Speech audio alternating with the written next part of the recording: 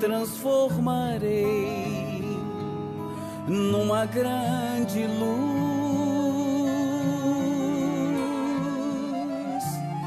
porque eu sou luz, eu tenho a luz, e eu me transformarei numa grande luz. Boa noite a todos, é um prazer estar aqui de novo com vocês. Vou tentar falar sobre apometria em 30 minutos, quem sabe 35, se eu ganhar uns 5 minutinhos extra, porque é uma palestra que normalmente leva 1 hora, né? Alguns de vocês, não sei se já ouviram falar sobre apometria ou não, alguns talvez já tenham ouvido falar bem, alguns já tenham ouvido algumas críticas a respeito do trabalho de apometria. Então a gente pode explicar um pouco que seja para poder esclarecer e tirar pouco de dúvidas. A gente não tem como abrir para perguntas hoje, mas eu acredito que muitas dúvidas vão ser esclarecidas para vocês. Então vamos lá. A apometria é uma técnica, tá? Ela não é uma religião, ela não é uma ciência, ela não é uma doutrina, ela é uma técnica que engloba um conjunto de técnicas para ser aplicada. Muito bem. Essa apometria surgiu já tem um tempinho, é que a gente está ouvindo falar há pouco tempo aqui em São Paulo, mas ela surgiu em 1963. Tem aí 52 anos de casa já, mas ela está sendo difundida agora. Infelizmente, eu posso falar que infelizmente, não de uma maneira às vezes tão correta. E às vezes as pessoas acabam ficando com uma visão distorcida e ruim do que seja a apometria. Quando ela surgiu, quem criou a apometria não tinha o nome de apometria. Então eu vou falar um pouquinho da história para vocês. Surgiu em 1963 um sujeito chamado Luiz Rodrigues. Esse sujeito ele não era médico, ele era farmacêutico. Ele morava no Rio de Janeiro e ele não era espírita. Ele só estudava o psiquismo humano, então ele não era espírita. Como ele estudava o psiquismo humano, ele descobriu nas pesquisas dele que ele conseguia, através de determinados comandos, que a gente não vai entrar em detalhes aqui agora, fazer com que o nosso corpo astral, aquele corpo astral que todo mundo já ouviu falar, ele fosse desdobrado e encaminhado para o hospital de cura no astral. E lá ele era tratado e retornava para cá, para quem está encarnado. E aí ele percebeu que ele conseguia muitos resultados de auxílio, não só na parte física, mas na parte emocional, na parte energética, na parte mental e espiritual. Funcionava como um tratamento e era possível conduzir isso diante de uma técnica que ele desenvolveu. Aí ele deu o nome a isso de hipnometria. Na época, em 1963, chamava hipnometria. Ele apresentou essa tese na Argentina, no congresso que teve na Argentina. Ninguém deu lá muita bola para o que ele criou. Muito bem, passou-se aí 2 anos, ele voltou para o Rio de Janeiro, continuou trabalhando como farmacêutico, atendendo, enfim. Aí ele teve um problema de visão. E ele tinha que fazer uma cirurgia na vista. E assim, eu acredito que ele poderia ter feito no Rio de Janeiro. Naquela época, o Rio de Janeiro tinha a melhor faculdade de medicina que tinha no Brasil, era no Rio de Janeiro. E ele resolveu ir para Porto Alegre fazer a cirurgia. Aonde? No Hospital Espírita de Porto Alegre. Ou seja, ele saiu do Rio de Janeiro para fazer uma cirurgia de vista no Hospital Espírita em Porto Alegre, que existe até hoje esse hospital. E lá, como ele não é tonto nem nada, ele resolveu apresentar a técnica para a diretoria do Hospital Espírita, que chama Hospital Espírita Jardim, ou Hospital Espírita de Porto Alegre. Quando ele apresentou, a diretoria do hospital, que foi os médicos, a diretoria, também não se encantaram muito com o negócio, não. Ficaram meio mais ou menos, teve gente que não deu nem atenção. Mas, dentre os que estavam lá, um deles se encantou com a técnica. E esse que se encantou, ele chamava Dr. Lacerda. Dr. Lacerda, ele saiu da reunião, foi para casa. O doutor Lacerda era médico, trabalhava naquele hospital. Ele era ginecologista, clínico geral e cirurgião, ou seja, fazia tudo. Naquele tempo o médico fazia tudo, e ele fazia tudo. E ele era espírita desde novinho, desde a juventude. Muito bem, ele chegou em casa e ele, por acaso, o que não é um acaso, a mulher dele, a esposa dele, a dona Yolanda, era espírita e médium. Ele não teve dúvida. Ele virou para a esposa dele e falou: pode deitar aí no sofá, no sofá que você vai ver já o que eu vou te fazer com você. Eu vou te desdobrar, vou te mandar para o corpo astral, lá para o céu, e você vai ver onde é que você vai parar, e depois você vai contar tudo. E não deixou a mulher falar, né? Ela falou: você está ficando maluco? Aqui agora em casa, que negócio é esse? A gente não faz esse tipo de coisa aqui. Faz agora, deita aí já. E a dona Yolanda, né, como boa esposa, deitou no sofá e ele fez a técnica e desdobrou-a. E ela foi até o hospital, que é chamado Hospital Jardim também, que é o hospital que ampara, o hospital espiritual que ampara o Hospital Espírita de Porto Alegre. Na época, ela não sabia onde ela tinha ido parar. Ela contou o que ela viu, relatou o que ela viu. Muitos anos depois é que se descobriu que ela tinha sido desdobrada e ido para o hospital no astral, aonde eram feitos os tratamentos complementares, auxiliares, enfim, que eram realizados na matéria no Hospital de Porto Alegre. A partir daí surgiu, então, o Dr. Lacerda, que começou a estudar a apometria, que começou a estudar esse fenômeno, o que acontecia. O Dr. Lacerda estudou de 1965 a 1999. Ele passou 32 anos estudando exatamente isso, tudo que poderia acontecer nessa coisa, nessa técnica, ou nessas técnicas, que é um conjunto de técnicas chamado apometria. Quem deu o nome de apometria foi o Dr. Lacerda. Por que ele mudou o nome? Porque o senhor Luiz Rodrigues chamou de hipnometria. E hipnometria dá a impressão, a sensação que tem hipnose associada, vem do nome hipnose. Então você teria que dormir para fazer essa técnica. E a apometria ninguém precisa dormir, é feito acordado. É uma técnica onde tem o assistido, quem precisa do atendimento, o médium e o orientador. Precisa de 3 pessoas. E, claro, os guias, os mentores espirituais. Só isso que precisa, não precisa mais nada. E o assistido não é hipnotizado, ele não dorme. E o médium também não dorme. E o orientador também não dorme. Então, como ninguém dormia ou era hipnotizado, ele trocou o nome de hipnometria, de hipno de sono, né? Ele trocou por apometria. Apo quer dizer fora de, além da matéria. Então, era um tratamento além do corpo físico, além da matéria. Isso é que significa apometria. A partir daí, o Dr. Lacerda escreveu 2 livros, para quem quiser ter na internet, tá? 1,88, que a gente usa como base, é como se fosse quase uma bíblia da apometria, que chama Espírito e Matéria. E em 98 foi o último livro que ele escreveu, porque ele faleceu em 99, que chama Energia e Espírito. Ele escreveu 2 livros a respeito da apometria. Quando ele faleceu, ele faleceu em 99, em 1995, um sujeito chamado José Enedir Godinho assumiu o posto, também lá no Sul. E ele, conhecido como Godinho, todo mundo chama ele de Godinho, e a partir de 95 ele continuou os estudos de apometria do Dr. Lacerda e foi aprimorando muito o que o Dr. Lacerda já tinha deixado. Então, a apometria não é um conjunto de técnicas que esteja todinha pronta, fechada, que todo mundo sabe tudo. Ainda tem muita coisa por estudar, muita coisa foi desenvolvida, mas muita coisa tem por estudar.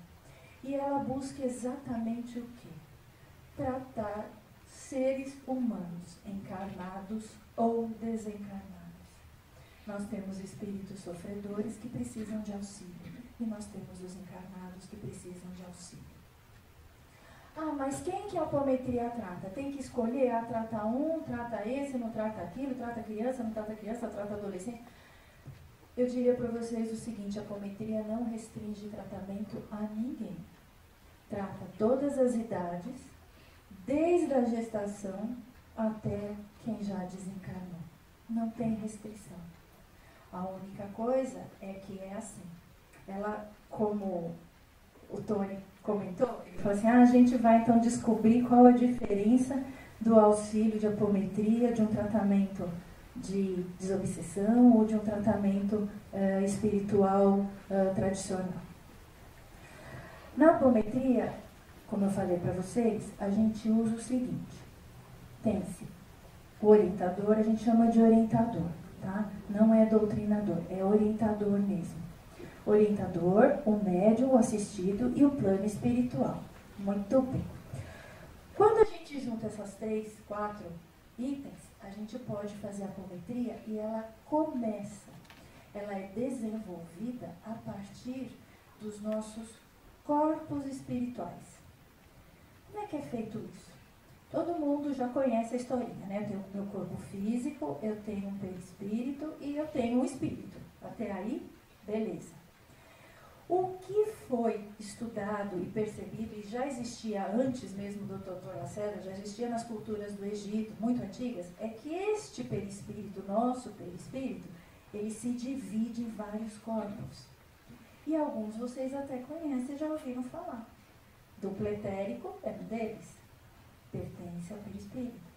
Corpo astral, que está nos livros lá de André Luiz, também é um dos corpos que não é o duplo etérico. E a gente tem alguns outros, né? Não vamos também entrar no mérito hoje, porque senão a gente não consegue por causa do tempo. Esses corpos, exceto o duplo etérico e o espírito, esses outros corpos que a gente tem aí no meio, são eles que armazenam tudo que a gente viveu na vida. Desde que a gente era sementinha de plantinha até quando a gente ficou gente. Então, tudo está armazenado lá. Não está armazenado na nossa matéria. A nossa matéria, um dia, perece, vai embora. A gente vai morrer. Mas tudo que a gente aprendeu e vivenciou, desde planta, bichinho e gente, em todas as encarnações que a gente teve, fica armazenado nesses corpos que pertencem, que compõem o perispírito. Muito bem. Quando a gente trabalha na apometria, é assim. Às vezes, o que se percebeu? Com o desenvolvimento da física quântica, percebeu-se, e da física moderna, existe uma coisa chamada ressonância, né? Que vocês também já ouviram falar. Se entrar na mesma sintonia, você começa a captar pensamento do outro, você começa a fazer telepatia, você entra em ressonância com a energia do outro, você sente a dor do outro, você sente o que o outro está pensando, a tristeza do outro. É mais ou menos a mesma coisa. Quando nesses corpos que a gente tem todas as nossas vidas, e segundo consta, a gente já teve em torno de 500 a 700 vidas como gente, pessoa encarnada neste planeta, então façam as contas aí de quanto tempo a gente está no planeta tentando melhorar, 500 a 700 vidas, fazendo cada vez uns 60 a 80 anos, a gente está aqui muito tempo. Mas os intervalos entre uma encarnação e outra é muito tempo que a gente está aqui. Nesses corpos que tem essas vidas armazenadas, as experiências, tudo que cada um passou está guardado ali. Fatalmente, algum de nós aqui, ou eu acredito que todos nós, tivemos um pezinho lá em Roma. Tá? Vamos jogar lá para trás. Alguém deve ter vivido lá em Roma. Se era da parte rica ou da parte pobre, ou se era escravo, a gente não sabe, mas teve um pezinho lá em Roma. Às vezes, algumas dessas vidas que a gente teve no passado foram muito felizes. Então, a gente não tem problema com ela. Você teve uma vida boa, desencarnou, teve uma vida que não teve problema, entendeu que morreu e continuou seu caminho evolutivo espiritual. Mas nessas 500 a 700 vidas, nem todas foram felizes. Muitas não foram felizes. Muitas tiveram problema. E muitas a gente nem soube que morreu. Porque era outra cultura, era outro entendimento, não se entendia às vezes da espiritualidade. A gente pode ter vivido em qualquer lugar do planeta. Em Roma, na Escandinávia, lá na Arábia, na África, quer dizer, diversas culturas. E às vezes essas vidas, um pouco que a gente chama assim, mal resolvidas para nós, que a gente não entendeu. Morreu, não sabe que morreu, brigou com o marido lá, o marido matou, ou a mulher matou o marido, e o negócio ficou enroscado, e não entendeu a situação daquela vida passada. Isto pode entrar em ressonância com a vida atual. Ou seja, ela pode influenciar a vida atual. E a gente começa a ter sensações e problemas de vidas passadas, de outras vidas. E é isso que a apometria cuida. A gente vai em busca, não daquilo que você quer ver. Eu acho que eu fui um rei no Egito, um faraó no Egito. Você foi um faraó, não, a gente não vai buscar, a gente vai ver o que está causando problema na sua vida hoje. Isso aí a gente não vai atrás. É muito diferente. Não somos nós que escolhemos o que a gente vai ver. A espiritualidade vai liberar para o médium aquilo que vai ajudar você nesta vida. Se não for ajudar, você pode bater o pé e falar que foi a princesa de Sabá, que não vai aparecer, porque não vem. Porque nós somos nós que controlamos isso. É a espiritualidade que controla. É uma técnica que também não adianta querer fazer, ou vai, não, eu vou lá por curiosidade, eu quero ver o que eu fui na vida passada, e todo mundo quer achar que foi rei, rainha, cardeal, né? Só gente importante. Ninguém quer ser escravinho hebreu, né? Ter morrido lá no ritual inca, asteca, né? Mas tem isso também, né? Tem isso. E aí, por curiosidade, também não é liberado para ver. A apometria, ela vai em busca, sim, são técnicas que vão em busca, ela se encaixa dentro de uma terapia de vidas passadas, mas uma terapia de vidas passadas com o auxílio da espiritualidade. Então, eles comandam ou organizam ou escolhem, enfim, como eles selecionam, a gente não sabe. Mas são eles que escolhem aquilo que o médium vai poder trazer para auxiliar o assistido que está pedindo. Aí vem assim. E qual é o problema que o pessoal às vezes fala por conta da desobsessão? Porque, mas então, eu vou lá porque eu estou com um encosto. Eu estou com alguma coisa grudada em mim, então é isso, esse problema. Aí você vai. Muito bem. Essa é uma das coisas que o pessoal também critica ou elogia, enfim, dependendo da linha, por causa da apometria. Você tem uma entidade perto de você que lá não está te fazendo muito bem. Aí você vai em 1, 2, 3, 4, 5, 6, 7, 8, 9, 10. 10 sessões de desobsessão, muito bem. Aí você passa na avaliação, continua lá. Aí você vai lá, mais 10 sessões de desobsessão. Aí você volta na avaliação, continua lá. Tem alguma coisa errada. Alguma coisa aí está errada. Então, neste caso, é um caso que, por exemplo, vai para um cuidado com a apometria. Porque, muito provavelmente, este obsessor pode ser de vida passada. E obsessor de vida passada não dá para tratar dentro do projeto básico, do esquema básico de desobsessão que é proposto dentro da casa espírita. Um é melhor que o outro? Não! Precisa de todos. Só que um trabalha de uma maneira, o outro trabalha de outra. Às vezes a pessoa precisa passar por um setor de desobsessão para começar a avaliar algumas coisas de mudança interna, antes de chegar na apometria. Então, tem indicações para um, tem indicações para o outro. Todas as técnicas são importantes. O passe é importante.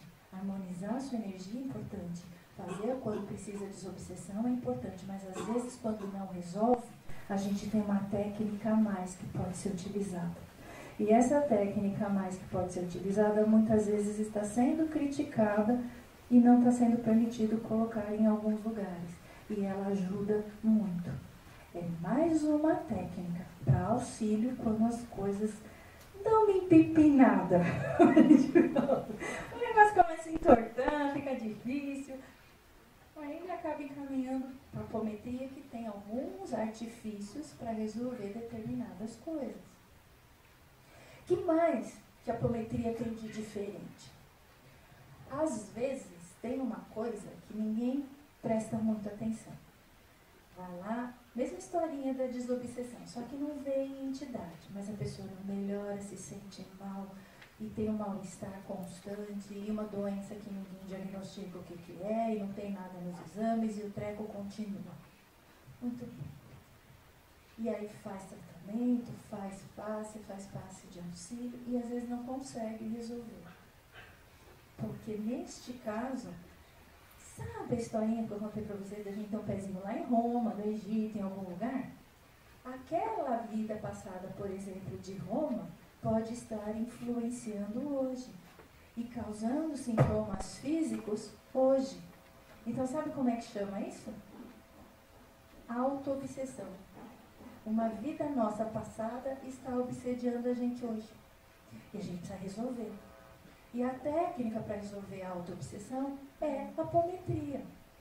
Então, ela tem o direcionamento para algumas coisas. Não exclui nada. Ela agrega. Ela sempre vai somar no auxílio de quem é necessitado e quem precisa. Ah, mas e os desencarnados? Não tem corpo físico? Desencarnado não tem corpo físico, mas ele tem o quê? Ele tem perispírito. Ele tem o que mais? Corpo astral. E o que o corpo astral faz? O corpo astral não faz o nosso modelito, né? A gente é cabelo enroladinho, olho claro, olho escuro, cabelo claro, cabelo escuro, gordinho, magrinho, compridinho. Quem que faz isso? Quem molda o nosso corpo hoje é o corpo astral. Então, o desencarnado que tem corpo astral pode ser tratado da mesma maneira. Se ele tem corpo astral e as nossas memórias de vidas passadas estão lá, num desses corpos, um dos corpos é o corpo astral, eu tenho como auxiliá-lo da mesma maneira. Então, este é o trabalho da apometria. Deixa eu ver o que mais que eu posso falar para vocês de apometria. Existem algumas críticas em relação à técnica por conta exatamente dela ir não é que ela vai em busca, mas ela permite acesso à vida passada. Ah, mas dentro a gente nem tem o véu do esquecimento, a gente não pode ficar lembrando vida passada, a gente não pode ir em busca de vida passada. Não é bem assim.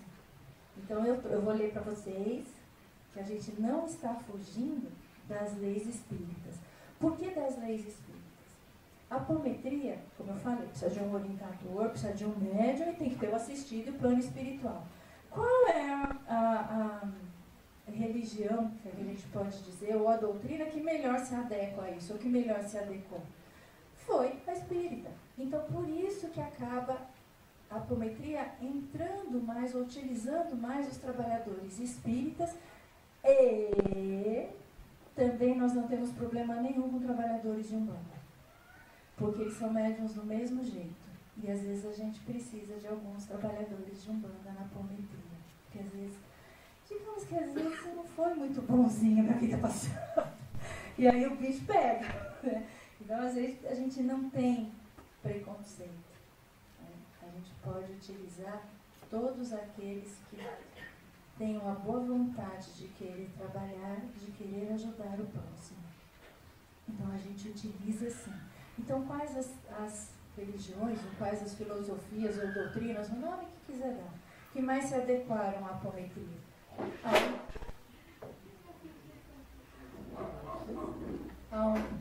Estão me ouvindo? Beleza? Tá. A Umbanda e o Espiritismo. É isso aí, porque eles não gostam, né? Ih, sumiu o som.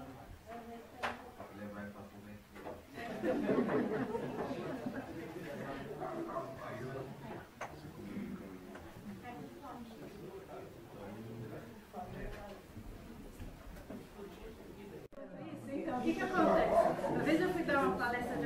Mas não era no centro espírita, era num outro local. Uma pessoa, amiga minha me pediu, reuniu as pessoas, era um local de trabalho também, mas não espírita. E aí quando eu cheguei lá era 6h30, a palestra era às 8. Eles faziam uma abertura. Oi? Alô? Agora vou terminar a história. Eu cheguei lá às 6h30, a palestra era às 8, 8h30, eles tinham uma abertura lá, ia começar às 8h30, 9h. Muito bem. Adivinha o que aconteceu? Estava tudo montado, eles puseram a tela, o telão, né? Porque eu projetava slide, pronto. Na hora de ligar o bendito do projetor de slide, quem disse que o treco funcionava? Ele simplesmente não funcionava. Aí vocês vão falar, mas isso é falta de manutenção da casa. Não, porque eles alugaram o telão e o projetor de slide. Foi terceirizado. Então o que aconteceu? Não funcionou não. Tiveram que chamar a pessoa, comecei a palestra era 9h30, porque tiveram que trocar o projetor de slide. Então, toda palestra de apometria é isso, a gente já está acostumado. Então, voltando. As linhas que mais se adaptaram foi a Umbanda e o Espiritismo por conta do conhecimento espiritual, da permissão espiritual e dos médiuns poderem trabalhar. Por isso que acabou se direcionando nessas casas ou tentando utilizar nessas casas, porque acredita-se que teria muito menos preconceito do que em outros lugares seria mais difícil de implantar uma técnica que é tão bonita. Para a gente, aquilo que eu estava comentando, eu trouxe um trechinho por conta da apometria e às vezes trazer vidas passadas e ser um dos motivos de crítica que a gente recebe, né, quem pratica apometria. São várias, essa é só uma delas. No Livro dos Espíritos, na questão 399, nos comentários do Allan Kardec, está escrito assim. Livro dos Espíritos, tá? Né? Ao retornar à vida corporal, o espírito perde momentaneamente a lembrança de suas existências anteriores, como se um véu as ocultasse. Não obstante, tem às vezes vaga consciência dessas vidas, e elas podem até lhe ser reveladas em certas circunstâncias. Mas isso só acontece pela vontade dos espíritos superiores. Alguma coisa do que eu falei para vocês de apometria vai contra isso aqui? Não vai. Então, as críticas que muitas vezes surgem são infundadas, porque as pessoas não conhecem o que é apometria. Como o meu tempo está terminando, acho que eu tenho mais 3 minutinhos, então eu vou ter que encurtar. Para finalizar, eu trouxe aqui, assim. Qual a finalidade, então, primeira ou fundamental da apometria? Primeiro, auxiliar encarnados ou desencarnados sofredores. Segundo, em encarnados, ela tem a possibilidade de mostrar o caminho que você veio fazer aqui. A sua tarefa espiritual, ou a sua transformação pessoal, ou o seu caminho evolutivo, ou o que você veio melhorar aqui, ou aquele nominho que ninguém gosta, né? A sua reforma íntima. Então, às vezes a gente tem tantas coisas para mudar e nós ficamos perdidos nisso. E a apometria às vezes nos mostra, olha, é isso aqui nessa vida. Resolve isso que está ótimo. O resto vai para outro. Este é o caminho. Claro que é sempre difícil de você ouvir e é claro que é sempre difícil de fazer. Mas pelo menos você tem um rumo a seguir. Existe uma frase, né, de Jesus, e ele falava o seguinte: conhecereis a verdade e a verdade vos libertará. Não é isso? Qual é a verdade? Verdade sobre si mesmo. Te libertará do quê? das amarras do passado. Então é isso que a Prometeia cuida, é isso que ela faz. Muito obrigada.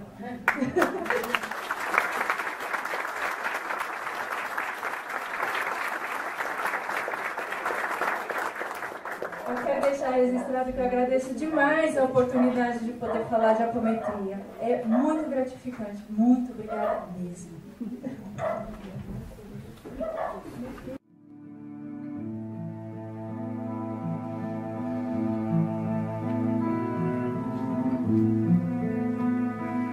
Meu coração está de portas abertas para toda forma que eu me ofereço.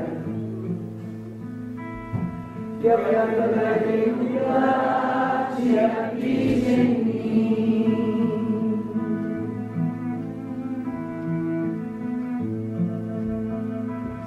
Na solidão de uma prece eu peço sabedoria no caminhar, por as sendas celestes que levam ao Pai.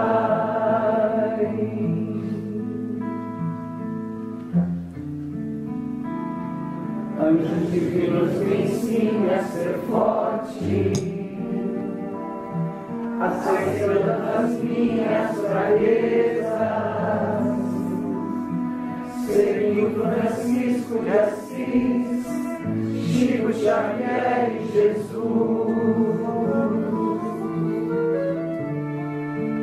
Porque eu sou luz, eu tenho a luz, e eu me transformarei numa grande luz.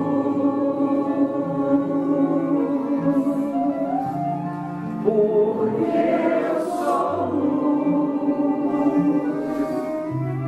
eu tenho a luz, e eu me transformarei numa grande luz.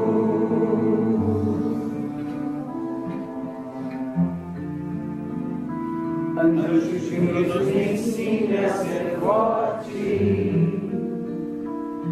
aceitando as minhas fraquezas,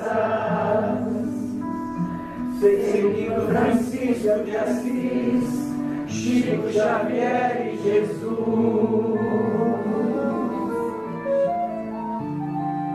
Porque eu sou luz, eu tenho a luz,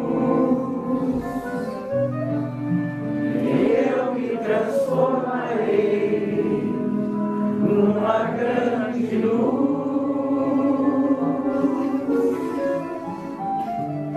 Porque eu sou luz, eu tenho a luz, e eu me transformarei numa grande luz. Em nome de Deus, nosso Pai misericordioso, e de seu Filho Jesus, que assim seja, graças a Deus.